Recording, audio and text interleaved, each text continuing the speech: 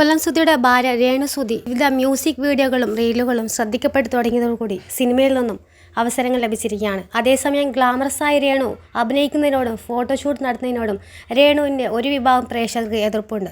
അതുകൊണ്ട് തന്നെ അഭിനയത്തിലേക്ക് ഇറങ്ങിയ ശേഷം മുമ്പ് രേണുവിനെ പിന്തുണച്ചവർ പോലും എതിർപ്പ് അറിയിച്ചിരിക്കുകയാണ്. ഇപ്പോൾ ഇതാ രേണുവിൻ്റെ പുതിയൊരു വീഡിയോ ആണ് ചർച്ചയാവുന്നത്. കഴുത്തിൽ തുളസിമാല അണിഞ്ഞ് നവവധു ലുക്കിലാണ് രേണുവിൻ്റെ പുതിയ വീഡിയോയിൽ പ്രത്യക്ഷപ്പെടുന്നത്.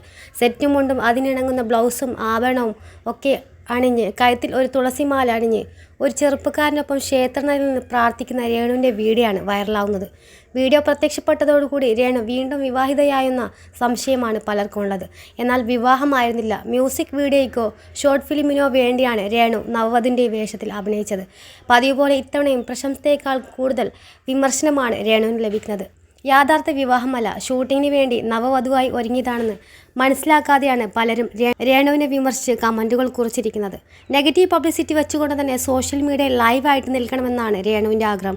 അവർക്കറിയാം എന്ത് ചെയ്താൽ ആണ് ഫെയിമായിട്ട് നിൽക്കാമെന്ന്. സുധിയുടെ ആദ്യ വിവാഹം പരാജയമായതിനെ തുടർന്നാണ് രേണുവിനെ ജീവിതത്തിലേക്ക് കൂട്ടുന്നത്.